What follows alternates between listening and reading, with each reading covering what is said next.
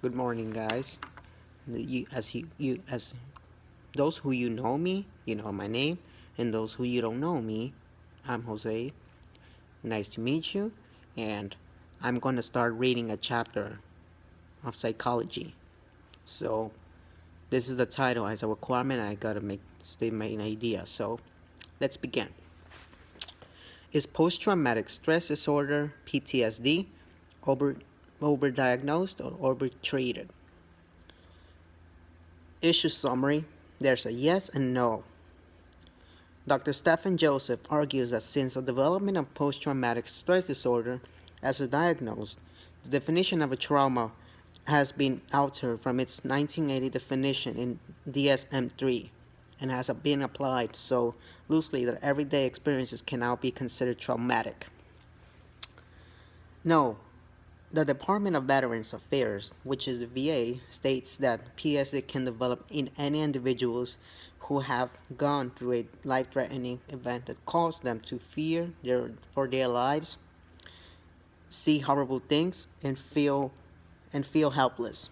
The VA argues therapists to help individuals with PTSD identify what triggers their stressful memories, find ways to cope with intense feelings about the past, become aware of their feelings and reactions in order to change their reactions and raise their self-esteem.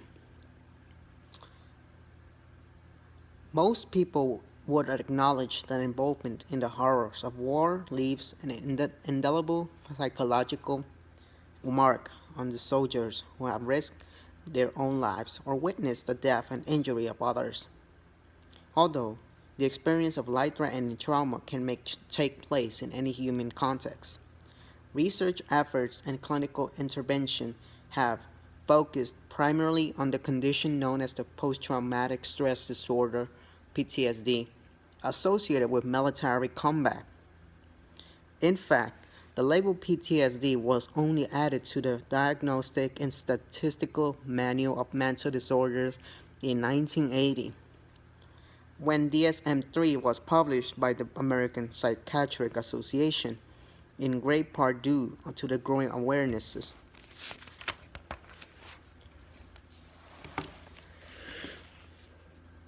of the psychological casualties reported by veterans of the Vietnam War.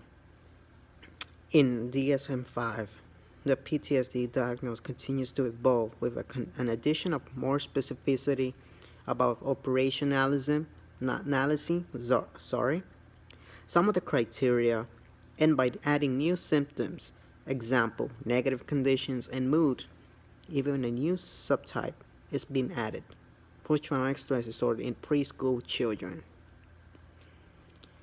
Because all of that was learned from the Vietnam era about PTSD, major efforts were made from the outset,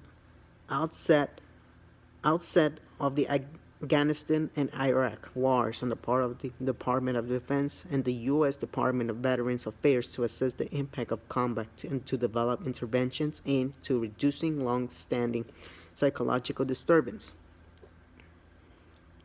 The research initiatives of VA, as well as the studies being conducted on other research programs, have also made valuable contributions to the literature on PTSD arising from non-military traumas, such as diagnosis and treatment of people surviving in trauma in non-combat situations. The national trauma of September 11 attacks, the regional traumas caused by natural disasters such as hurricanes and tornadoes, and the personal traumas experienced by people who have been assaulted, raped, abused, or devastated by accident or injury. Along with the justifiable attention to the nature of trauma and the development of effective interventions for trauma survivors has come some scrutiny, particularly about the possibility that PTSD is being overdiagnosed. More specifically, the question has been proposed about the extent to which individuals who experience distressing and possibly traumatizing experiences are being inappropriately labeled with a psychiatric disorder, rather than an expectable response to stress. Are the individuals being led to psychotherapy to treat their disorder instead of being given the tools to use their harrowing experience as an opportunity for post-traumatic growth. And that's, well, Dr. Stephen Joseph challenges us to change how we think of trauma. And he expresses concern that PTSD may be taking over America. In considering the diagnosis of PTSD, he notes that the current definition is far more wide-ranging than the published in 1980 in DSM-3, and he asserts that the current definition is fraught with problems. According to Dr. Joseph, it is a normal process following traumatic events to suffer from intrusive thoughts, upsetting memories, and nightmares, accompanied by attempts at emotional numbing and problems sleeping, difficulty with concentration, and feelings of being edged. In this natural res- response lies the opportunity for personal transformation as the person works through the significance of what has happened and what it means. Dr. Joseph believes that over the past 3 decades, the diagnosis of PTSD has undergone bracket creep, such that the diagnosis of PTSD is now much more common than it would have been 30 years ago. Not only it is more common, it also become more widely used to describe what previously could have been viewed as the normal human distress. The task for the therapist then it is to facilitate post-traumatic growth. Contrasting with the view of Dr. Joseph, this is the Department of Veterans Affairs, which has been facing the challenge of responding to the needs of millions of soldiers returning from war and combat. During the first decade of the 21st century, the VA has helped tremendously important role in tending to those needs of soldiers returning from combat, particularly those who served in Iraq and Afghanistan. With the number of soldiers returning with physical injury and psychological trauma reaching an all-time high, the VA has become a major player in responding to these men and women. Cynics might view the VA as having a vested interest in perpetuating the diagnosis of PTSD, so the billions of dollars funding will continue to direct it to the VA, which is the U.S. government's second largest department, after the Department of Defense. On the other side of that argument, however, is the fact that the budget of VA is indeed limited, and therefore tremendous effort must be invested in ensuring the validity of every single diagnosis of PTSD among soldiers and veterans. So the financial resources are directed to those individuals whose lives have been determinedly affected by trauma. In the VA's materials acknowledgement is made of the fact that going through trauma does not mean that a person will develop PTSD. The VA states that although approximately half of Americans go through some type of trauma, only 7 to 8% of the population develops PTSD. As for the most appropriate response, the VA does not discuss post-traumatic growth, but rather advocates interventions that help traumatized individuals change their conditions. In cognitive therapy, the therapist helps the client understand how thoughts about the trauma can cause an increase in stress and worsening of symptoms.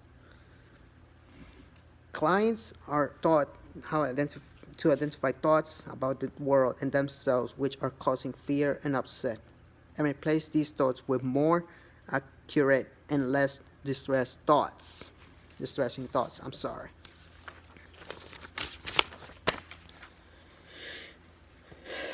Has PTSD taken over America? Last week, I was interviewed by Alice Carreg, Ceci for Salon.com. She asked me if I thought PTSD was overdiagnosed. There are actually two questions rolled up into this, I think. The first is whether people are being inappropriately diagnosed with PTSD as defined by DSM. The second is whether the concept of PTSD has been overapplied. So the first question, I think the vast majority of psychologists and psychiatrists are responsible professional people and are using a diagnostic category as it meant to be used. Overall, they are doing what it says on the tin. It's what it says on the tin I wonder about. To the second question, I wonder whether the concept of PTSD has been applied too widely.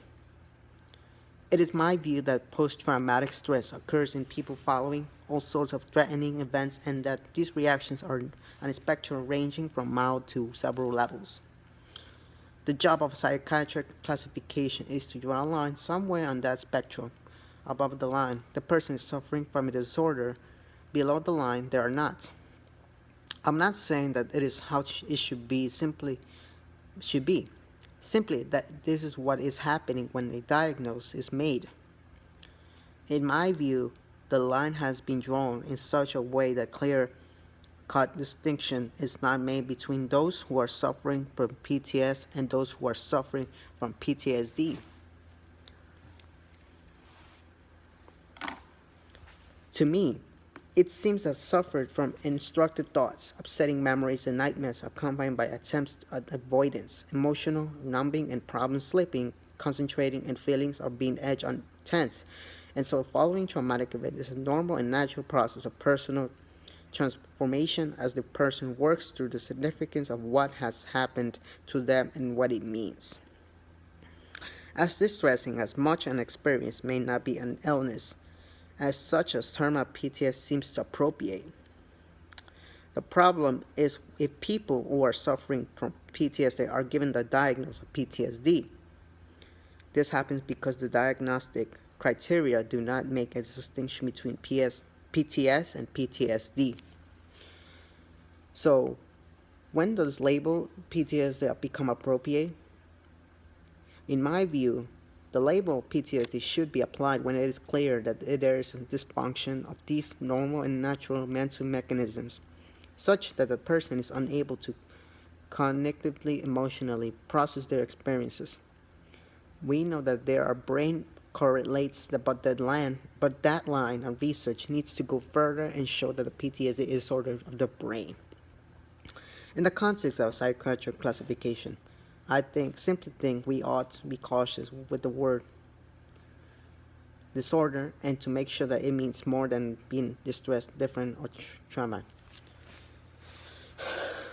What is trauma? It is time to dump the diagnosis of PTSD. My dictionary defines the trauma as a deeply distressing or disturbing experience. Defined like the events which can be considered traumatic are wide-ranging indeed. For what might be considered to stuff of ordinary life, such as divorce, illness, accidents, and bereavement to extreme experiences of war, torture, rape, and genocide. Insofar as we adopt this wide-ranging definition, trauma is the stuff of everyday life. The American Psychiatric Association current definition of post-traumatic stress disorder (PTSD), introduced in 1994, states that person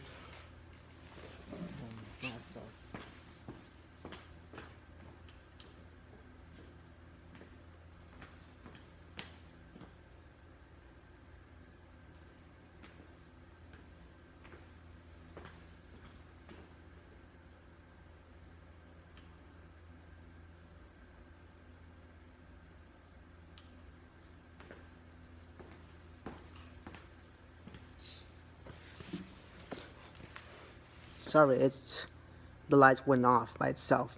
Crazy.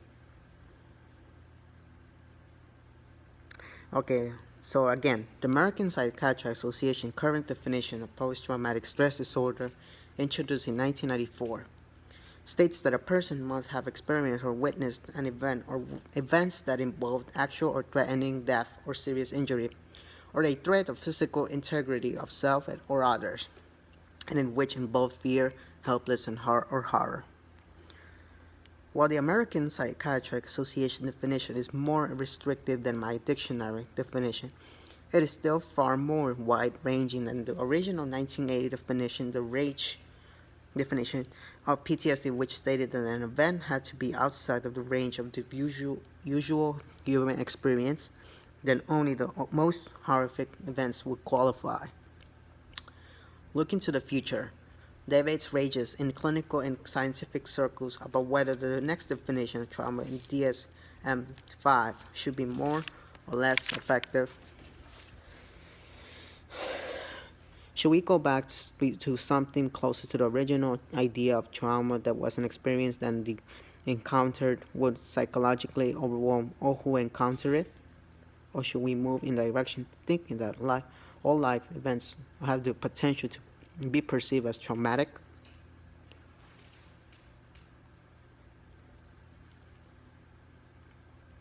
Let me stop here. Let me go somewhere else.